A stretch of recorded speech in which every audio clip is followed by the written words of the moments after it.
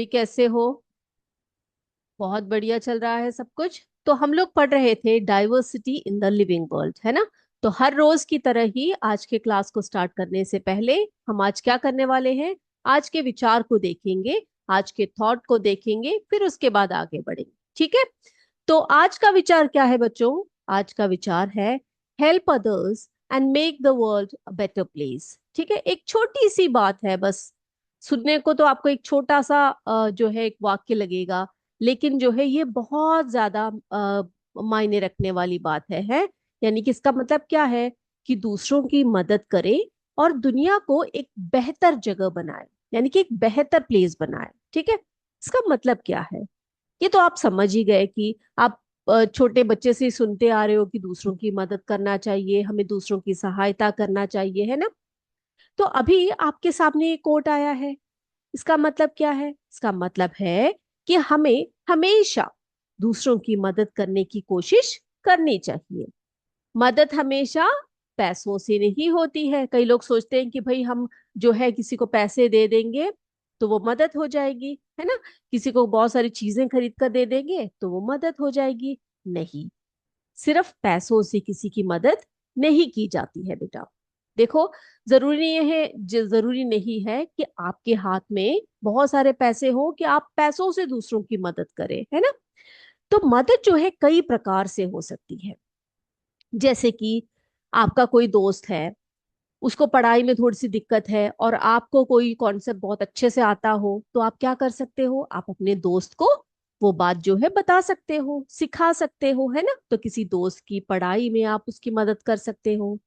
किसी बुजुर्ग को, उनको अगर चलने फिरने में मुश्किल है तो उनका हाथ पकड़ सकते हो, उनको चलवा सकते हो। या अगर कोई सामान लेकर जा रहे हैं बड़े बुजुर्ग, तो उनका सामान उठाकर उनकी हेल्प कर सकते हैं आप, है ना? कोई उदास व्यक्ति बैठा हो तो आप उसकी उदासी का कारण पूछ सकते हैं, आप उनसे बात कर सकते हैं, उनको हंसना सिखा सकते हैं, उनसे हंस के बात कर सकते हैं। पेड़ पौधे लगाना, ये भी बहुत अच्छी बात है, क्योंकि इससे हम अपने प्रकृति की सहायता कर रहे हैं, हम अपने नेचर को हेल्प कर रहे हैं, है ना? तो पेड़ पौधे लगाना, जानवरों पर ध्यान देना। जो आपके आसपास के जो जीव जंतु हैं, आप कभी उनको भोजन दिया है आपने उनको? आप अगर ऐसे जीव जंतुओं को देखते हैं जो भोजन की तलाश में इधर उधर भटक रहे हैं, बहुत दिनों से भूखे हैं, आप उनको भोजन और पानी दे सकते हैं, है ना? या किसी के भी साथ आप प्यार से सम्मान से बात कर सकते हैं, उनकी मदद कर सकते हैं। तो इसी तरह से जब हर व्यक्ति छोटी छोटी बातें ध्यान रखकर अच्छी अच्छी बातें करते हैं, दूसरों की सहायता करते हैं, तो आपके जीवन में तो खुशी बढ़ती ही बढ़ती है, साथ में उनके जीवन में भी खुशियां बढ़ती है ना बच्चों? है ना? बहुत अच्छी बात है ना ये?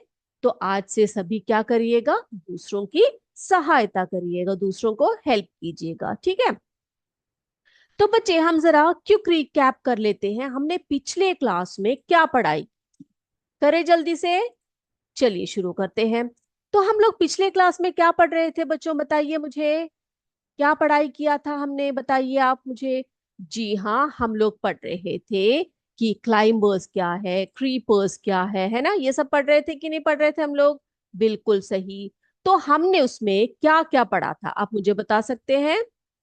क्या क्या पढ़ा था कि स्टेम के बेसिस पर हम जो है पौधों को कितने भागों में बांटते हैं? कौन बताएगा मुझे? कौन बताएगा? देखते हैं जरा। ठीक है, तो जो पेड़ होते हैं वो कैसे होते हैं? पेड़ क्या होते हैं बेटा? दे टॉल प्लांट्स होते हैं, they have thick brown hard and woody stems and their branches grow high above the ground, है ना? पढ़ा है ना हमने कि जो ट्रीज होते हैं वो कैसे होते हैं? लंबे होते हैं। उनके तने कैसे होते हैं? थिक होते हैं, ब्राउन होते हैं, है ना? वुडी स्टेम्स होती है उनकी। और उनकी जो ब्रांचेस होते हैं वो ग्राउंड से आगे, यानी कि ग्राउंड के ऊपर ऊपर की तरफ होते हैं, जैसे कि मैंगो ट्री, एप्पल ट्री वगैरह ट्रीज के एग्जाम्पल्स है। ठीक है बच्चों? अब दूसरा हमने पढ़ा था, कौन सा दूसरा एक कैटेगरी पढ़ा था हमने? श्रब्स के बारे में, है ना? तो श्रब्स किस प्रकार के पौधे होते हैं?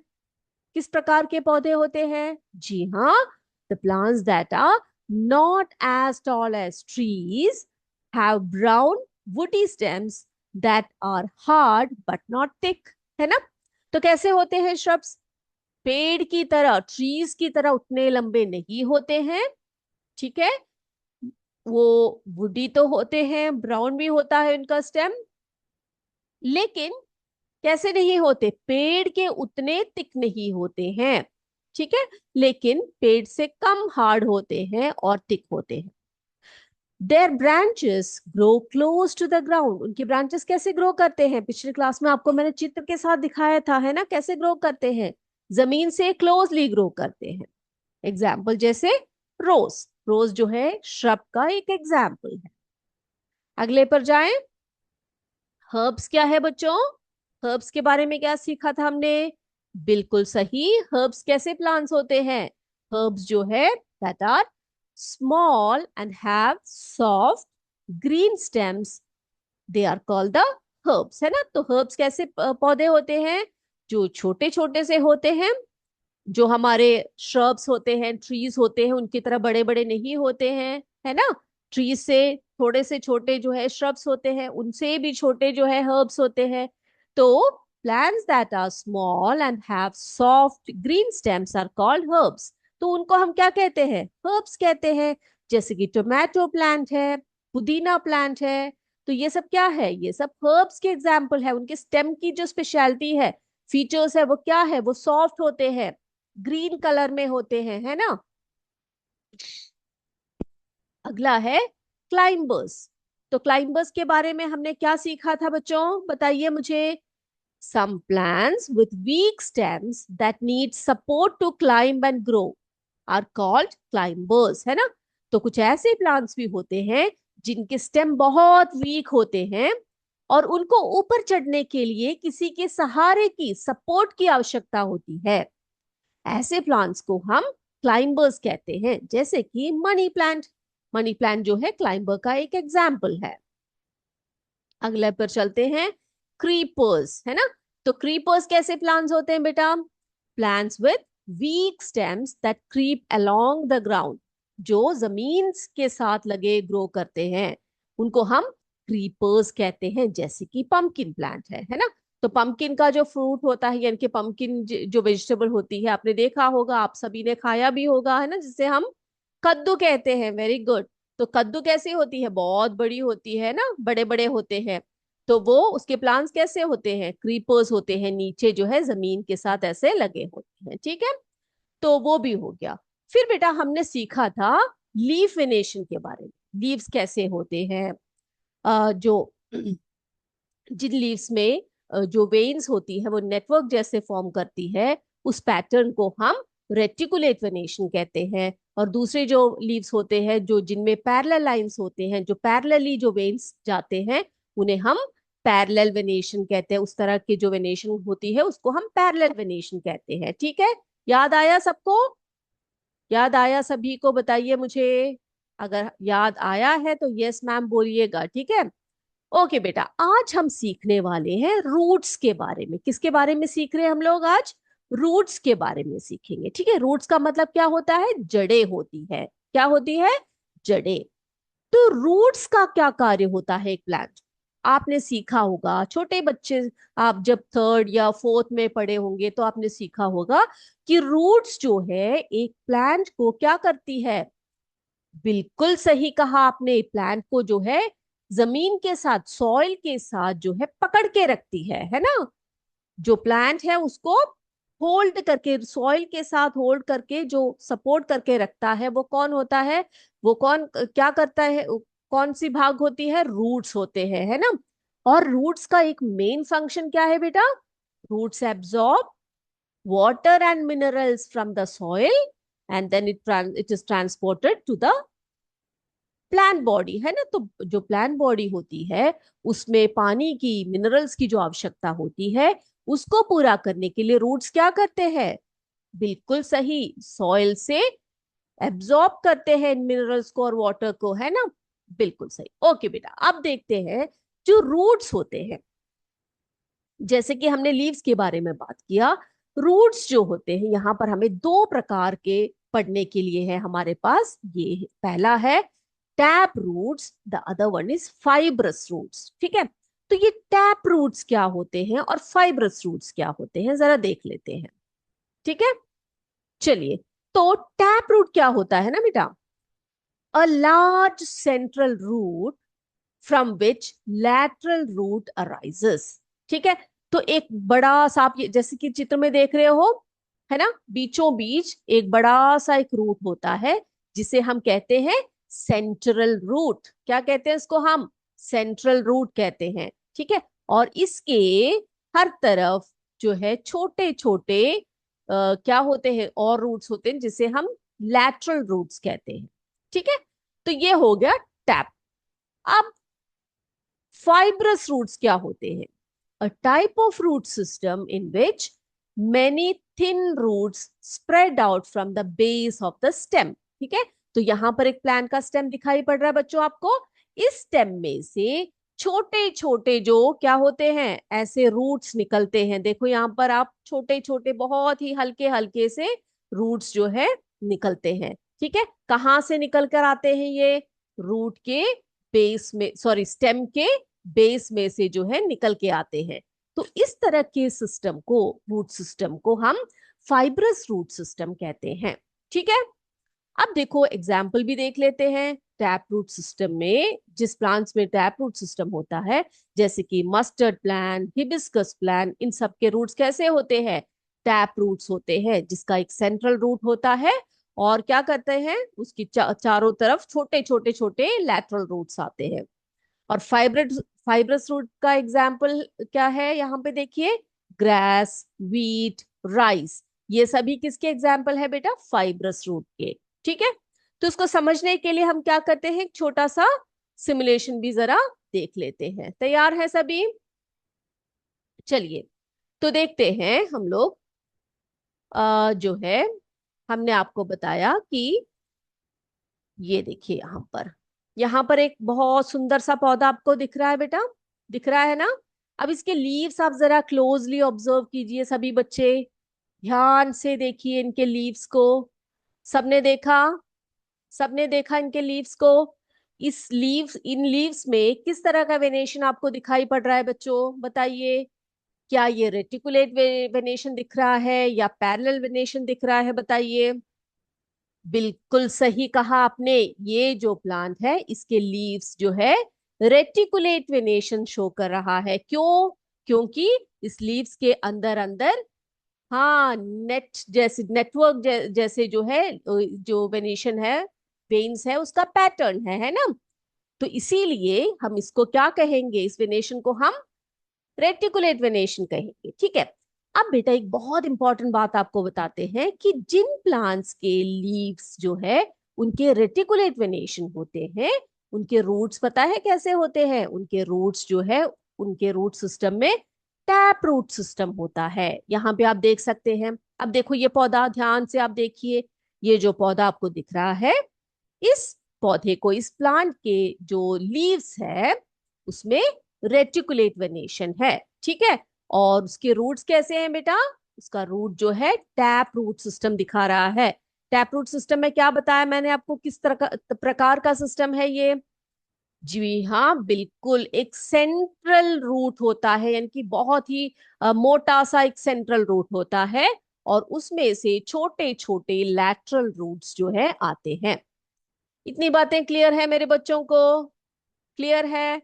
ओके, तो यह समझ में आ गया आपको, जिन प्लांट्स में रेटिकुलेट वेनेशन होते हैं लीव्स में, उनके रूट सिस्टम जो होते हैं वो टैप रूट सिस्टम होते हैं। ठीक है, या टैप रूट्स होते हैं। ओके, चलिए। अब बच्चों, जिन प्लांट्स में पैरेलल वेनेशन होता है, ठीक है, जिन प्लांट्स के लीव्स में पैरेलल वेनेशन होता है, वो कैसे होते हैं, उनके रूट्स कैसे होते हैं? कैसे होते हैं उनके, आप बता सकते हैं मुझे? उनके रूट्स जो है, यहाँ पे देखिए आप, इस तरह से उनके रूट्स जो है वो कैसे होते हैं? फाइब्रस रूट्स होते हैं। ठीक है, आप देखो इस प्लांट को, देखिए ध्यान से देखिए आप, तो यहां पर आप देख सकते हैं इसके लीव्स में कैसे वेनेशन है? पैरेलल वेनेशन दिखेगा आपको, है ना, ऐसे। देखो इनके वेन्स क्या ऐसे जा रहे हैं, पैरेलल टू ईच अदर, है ना, ये एक दूसरे के पैरेलली जो है जा रहे हैं, ऐसा एक पैटर्न शो कर रहा है ये, है ना, ऐसा पैटर्न शो कर रहा है ना, ध्यान से देख पा रहे हो आप लोग? ओके। अब इसका रूट सिस्टम कैसा है? इसका रूट सिस्टम जो है फाइब्रस रूट सिस्टम कहलाता है।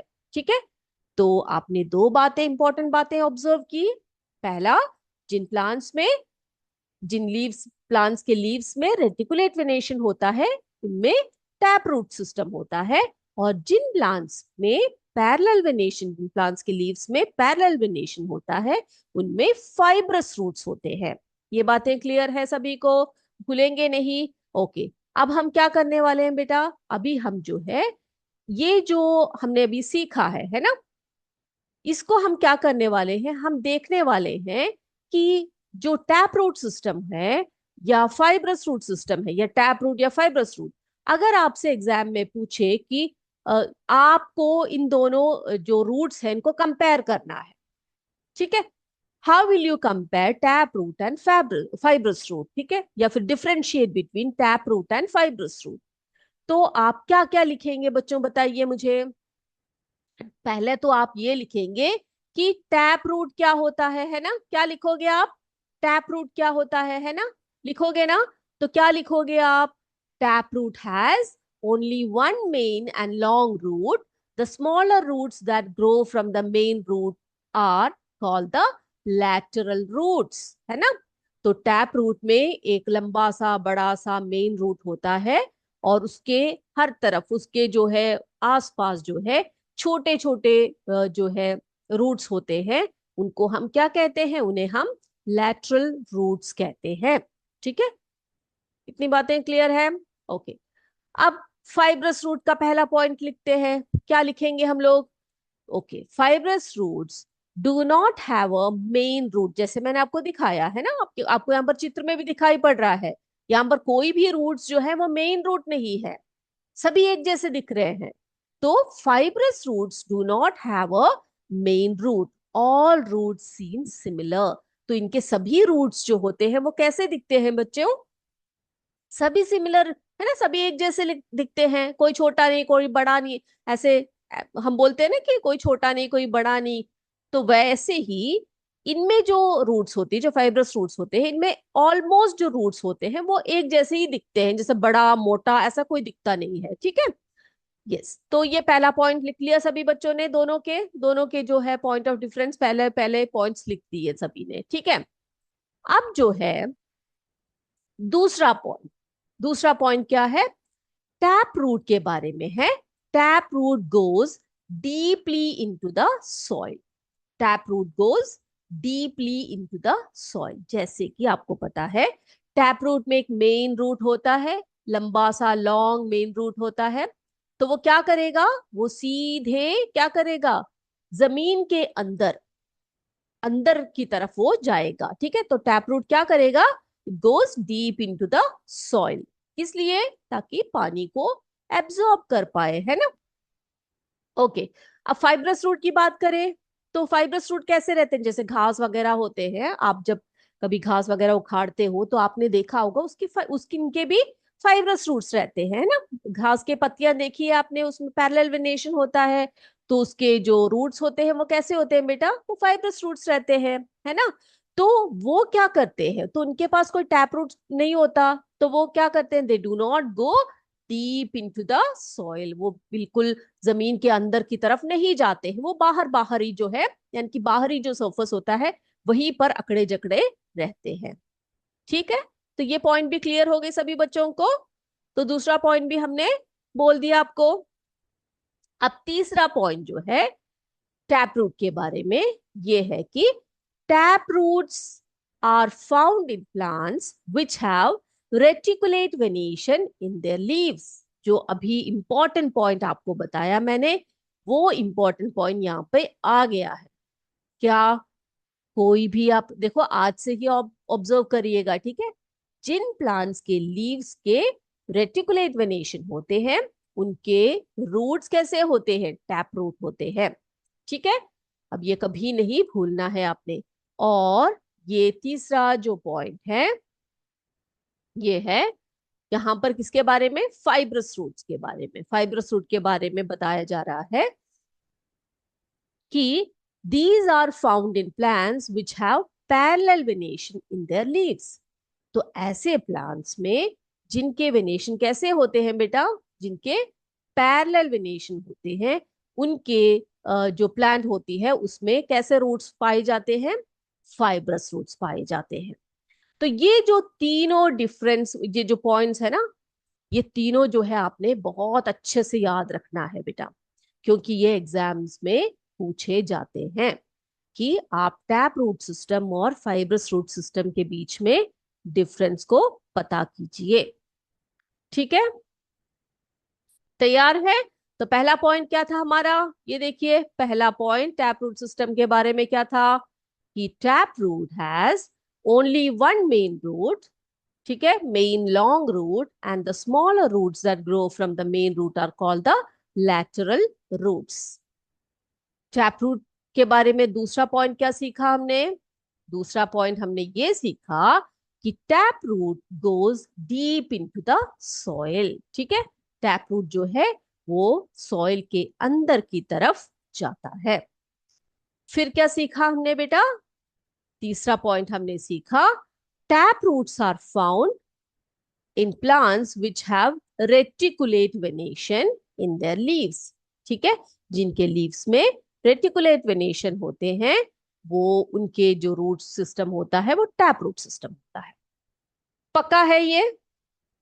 अब फाइब्रस रूट के बारे में हमने तीन पॉइंट्स कौन कौन से सीखे बच्चों, कौन कौन से सीखे? पहला सीखा ये कि fibrous roots do not have a main root, all root seem similar. ठीक है, दूसरा पॉइंट हमने सीखा, क्या सीखा? They do not go deep into the soil, they do not go deep into the soil, बहुत ही गहराई में वो नहीं जाते हैं। फिर क्या सीखा हमने, these are found in plants which have parallel venation in their leaves. ठीक है, जो पैरेलल वेनेशन होते हैं जिन लीव्स में, उनमें जो है ये पाए जाते हैं। ओ, ओके बेटा, ये क्लियर है सभी को, किसी को इसमें कोई डाउट नहीं है ना? ओके, अगला हम क्या देखने वाले हैं, आज हम सीड्स के बारे।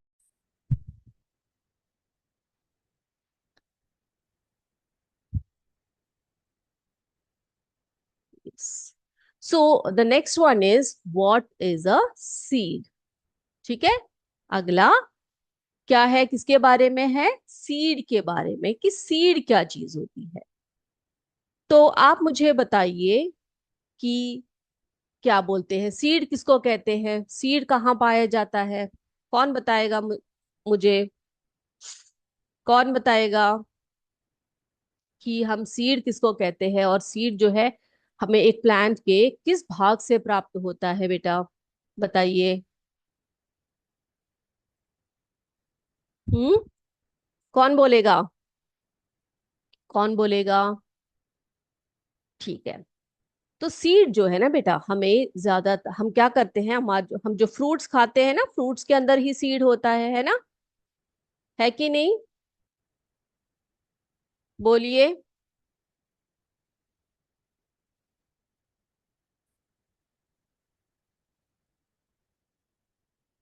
ये सब बोल सकते हैं मुझसे, ठीक है।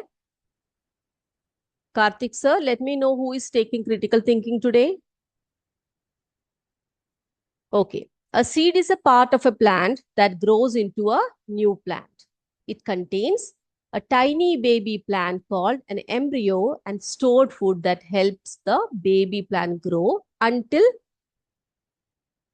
it can make its own food. ठीक है, तो सीड क्या होता है बेटा, वो प्लांट का एक हिस्सा होता है, एक पार्ट ऑफ ए प्लांट होता है that grows into a new plant, एक नए पौधे में वो बढ़ता है ना।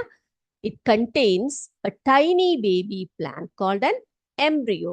तो उसके अंदर क्या होता है बेटे, एक छोटा सा नन्हा सा पौधा होता है, जिसे हम क्या कहते हैं, एम्ब्रियो कहते हैं।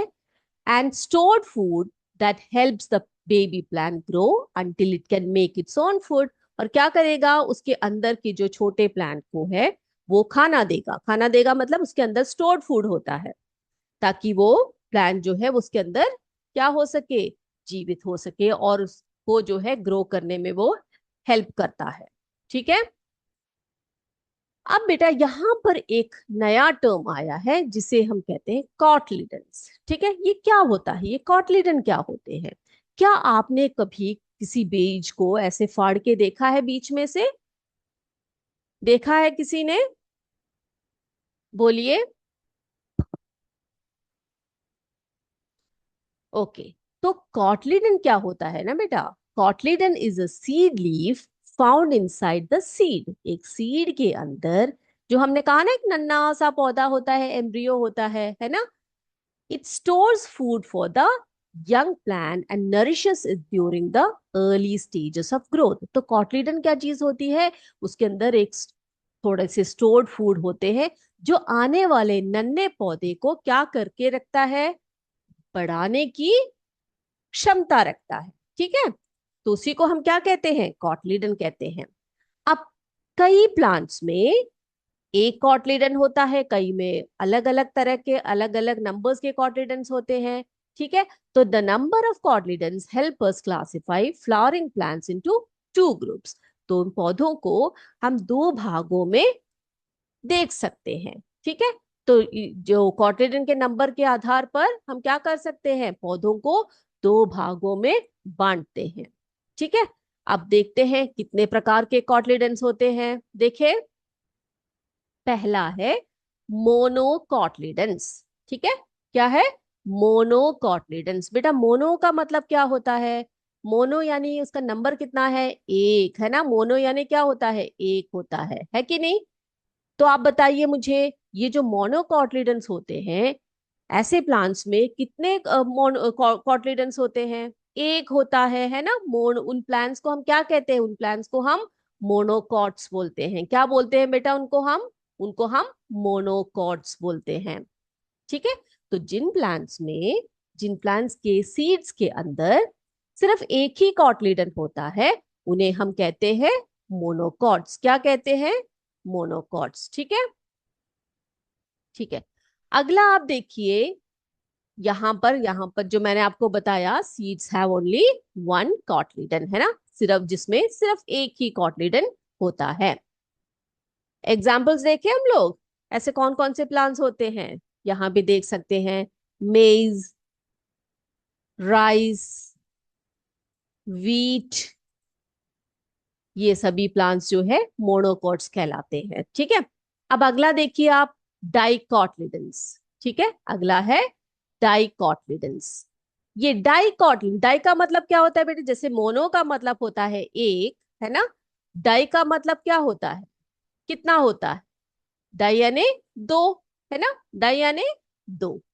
तो यहां पर आप बोलिए, डाइकॉटलिडेंस जो सीड्स होते हैं उनमें कितने कॉटलिडेंस होते हैं, दो होते हैं, है ना। तो ऐसे प्लांट्स को हम क्या कहते हैं बेटा, जिनमें दो कॉटलिडेंस होते हैं, ऐसे प्लांट्स को हम डाइकॉट्स बोलते हैं। क्या बोलते हैं बच्चों, उनको हम डाइकॉट्स बोलते हैं। ठीक है, डाइकॉट प्लांट्स बोलते हैं। ओके, क्लियर है? तो सीड्स हैव टू कॉटलिडेंस, जिन सीड्स में दो कॉटलिडेंस होते हैं उन्हें हम क्या कहते हैं, उन्हें हम डाइकॉट्स कहते हैं। ठीक है, तो एग्जांपल्स भी देख लेते हैं जरा। Chickpea, pea, bean. ठीक है, तो ये सब किसके एग्जाम्पल हैं, डाइकॉट्स के।